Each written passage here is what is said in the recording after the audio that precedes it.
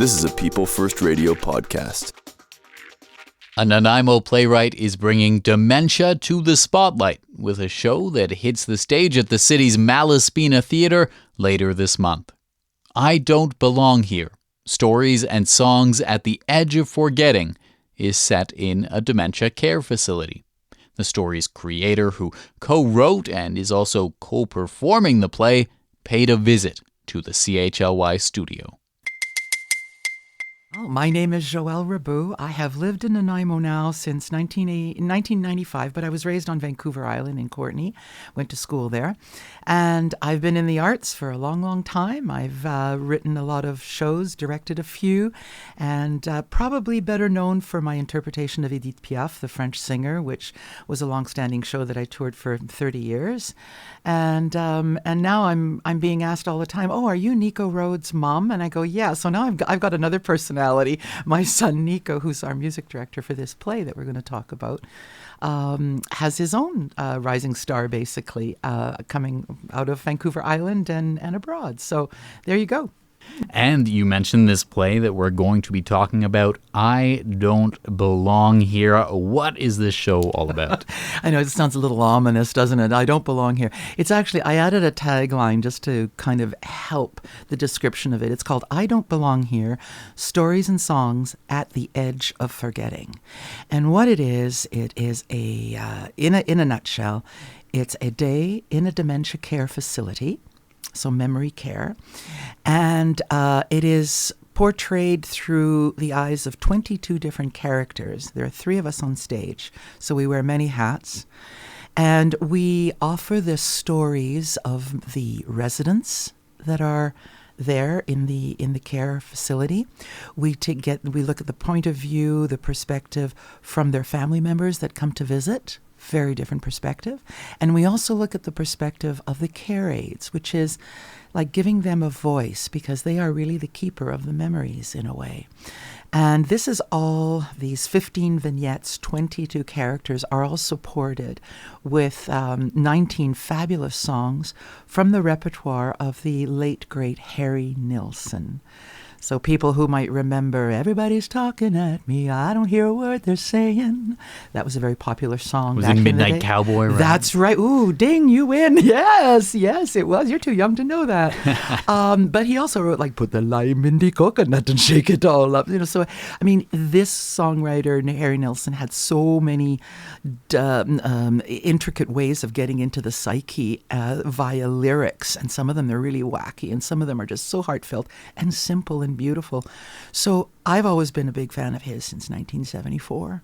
And I've always wanted to do, I sing even some of his songs in my regular concert, but I always wanted to do something with his songs that would just a little bit more meaningful. And then what happened was that during COVID, my son Nico Rhodes, all his music contracts went away, basically, couldn't perform anymore. So he ended up working at Eden Gardens here in Nanaimo, doing some housekeeping and then he'd play the piano, that kind of thing. But he got to know the care aides, he got to know the residents, he got to know their families, the few that could visit. That was the toughest because it was, there weren't many visitors at the time. And he would explain to me his day, and it was it was heartbreaking, and it was hilarious, and it was heartfelt, and it was sad. It was so many different emotions. So I said to him, "Geez, this would be an incredible play to present to people, to know what it's like to be in that place." And he says, "Well, write it." So he gave me a big empty journal and a nice fancy pen. He said, "Write your damn play, Mom." So I wrote the play, and then I got stuck halfway through, writer's block. And I phoned up my best friend of, my goodness, dare I say 54 years. We've known each other. She's a writer, Kelly L. Wyatt. And I phoned her up in Victoria. I said, "I'm stuck." And she started talking to me about ideas. And next thing you know, she's co-writing it with me, and she's on stage with me. So that's, in a nutshell, why this play. Now, when you're taking experiences in a dementia care home and trying to turn them into a play, trying to put them on stage, how do you approach doing that? What is the writing process like?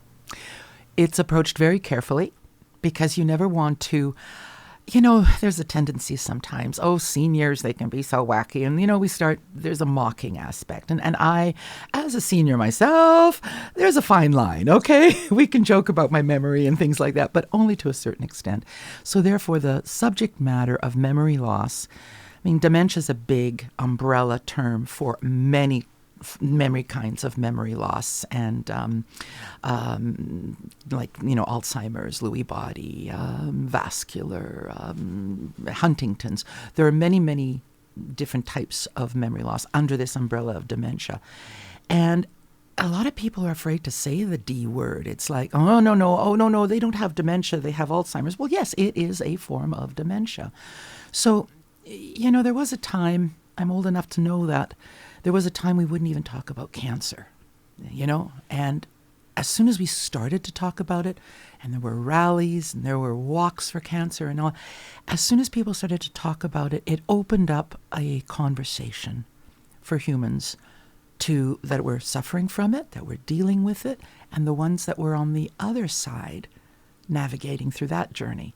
So we took this theme of dementia very carefully, but we also, we have, put it this way, every single person in this play, every character out of the 22 are people that we actually know. They're people from our lives.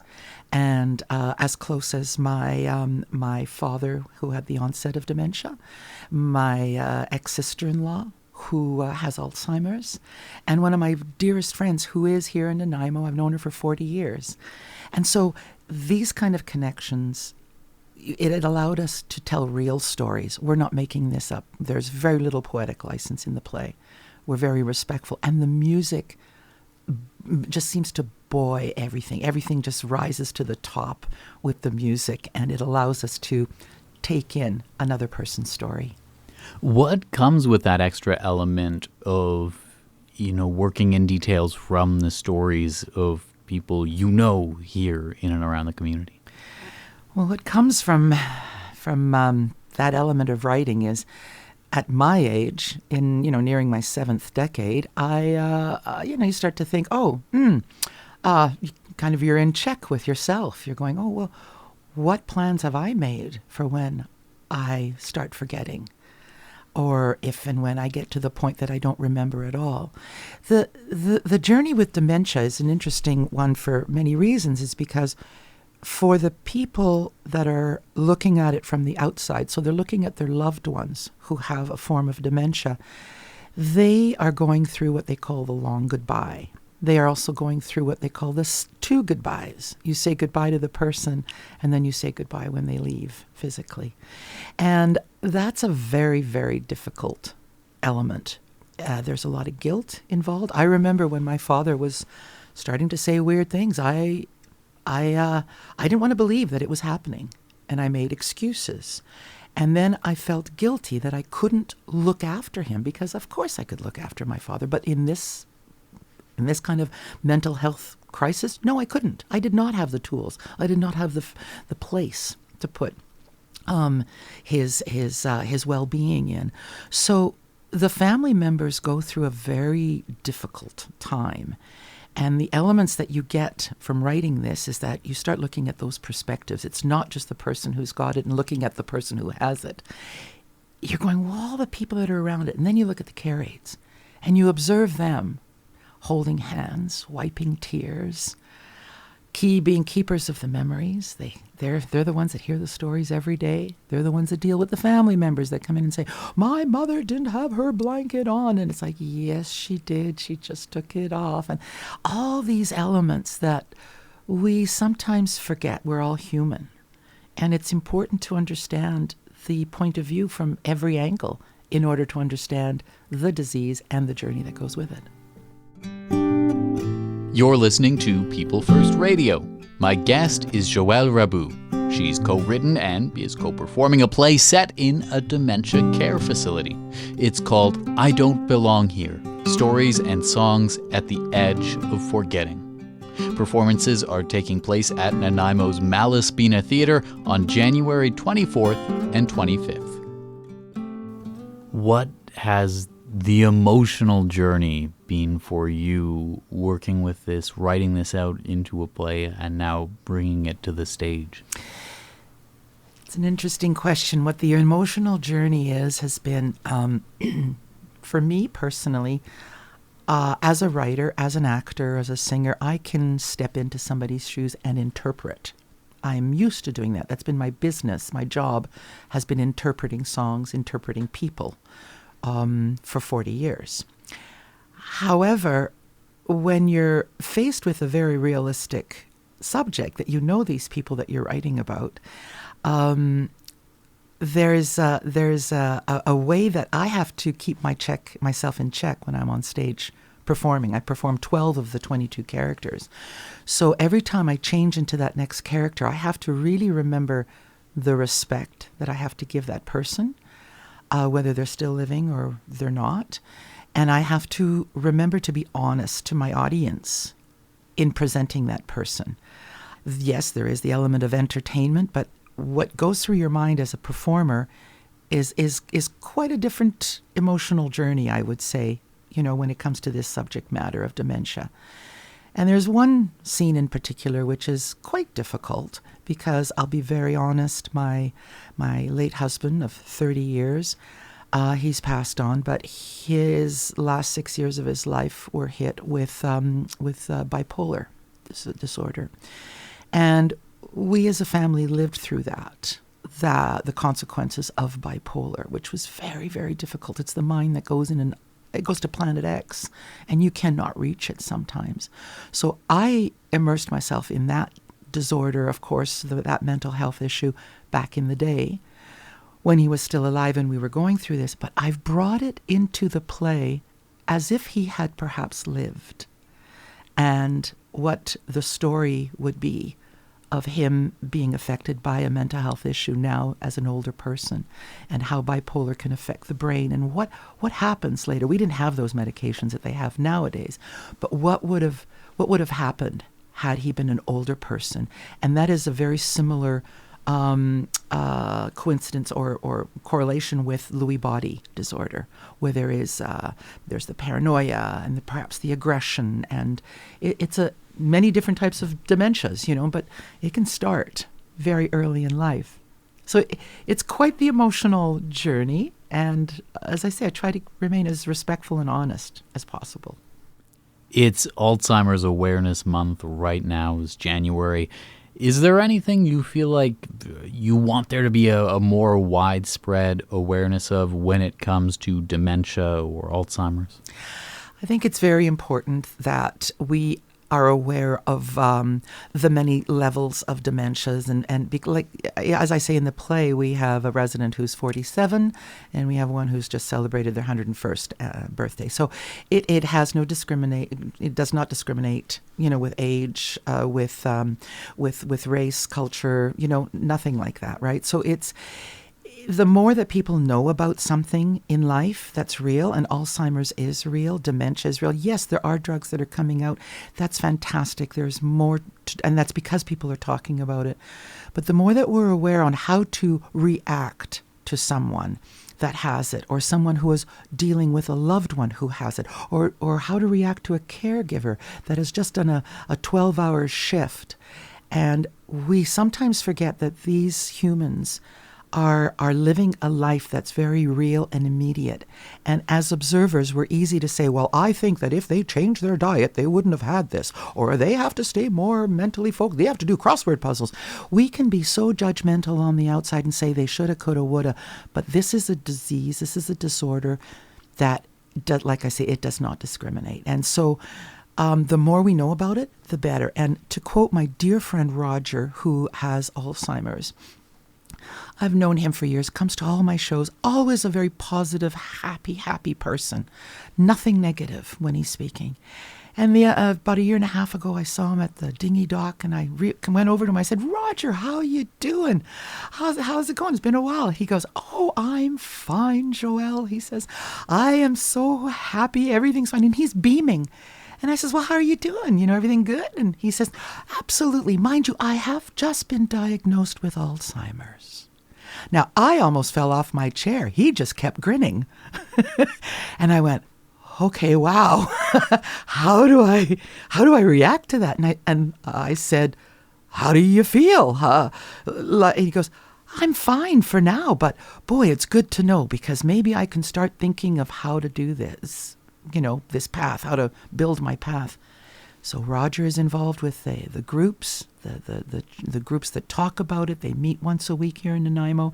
He's on chat lines. He is keeping aware of where he's at. And that awareness has allowed his family to become even more aware, and they've been magnificent with him. So this play, in a way, is dedicated a lot to Roger, because he's been the guy that I phone up and I just check in, and his timbre of voice, his element of positivity has given me fodder for writing in those moments of joy. What do you think that your friend Roger and maybe the others who informed this story, what do you think they've taught you about that idea of how to react to either someone who has a form of dementia, or someone who's a caretaker of a relative, or someone who is working in this field? I think they've taught me to react by, it's not saying, oh no, I'm so sorry. It's more my immediate response, but this has also been my immediate response for anybody faced with any, disease or debilitating disorder, is to say, I see, how can I help? And how can I help? I have heard, well, can you check in on me? How can I help? Well, it'd be nice if you could, anytime you get an opportunity, let people know what it's like. How can I help? Well, if you want to volunteer and come and sing a few songs at this residence. So the how can I help, I think, is a reaction that allows people to then tell you what they need. And instead of us saying, oh, I'm so sorry, and the shoulda, coulda, wouldas, we go, no, how can I help you? Just you tell me. And if you need me to step back, if you need me to be there, if you need me to talk to others, if you need a car ride, whatever it is. And that is a huge thing that I think people like Roger have taught me. Is there anything else you think it's important to bring to the conversation today about the show or the issues it's covering? I just hope that, Nanaimo comes and sees our play. Like I say, it's there's lots of joy and happiness. There's a little bit of absurdity in there. There has to be, because there are absurd moments in life, and there's a lot of heart. And we touch a few nerves, but and I should probably reiterate, it is not a show for the very young, because we do broach certain elements of mental health. But I would say that we are bound to have everybody that comes to see this play. Every single person so far has said, I know someone. Oh, and it could be just a friend of a friend, or it could be a loved one, or we've even had people at the audience talk back say, I have Alzheimer's, or I have the onset of vascular, and it's opened up a lot of conversation. So that's the only thing I would say is, let's talk. It's the most important thing. Joëlle Rabu is the concept originator of, co-writer of, and a performer in the play I Don't Belong Here, Stories and Songs at the Edge of Forgetting. It's set in a dementia care facility, and it's being performed at Nanaimo's Malaspina Theatre on January 24th and 25th. People First Radio, People First Media, and People First Stories are community media projects of Vancouver Island Mental Health Society and are produced in Nanaimo, British Columbia. The opinions expressed do not necessarily represent the views of Vancouver Island Mental Health Society or its broadcast, podcast, and social media partners.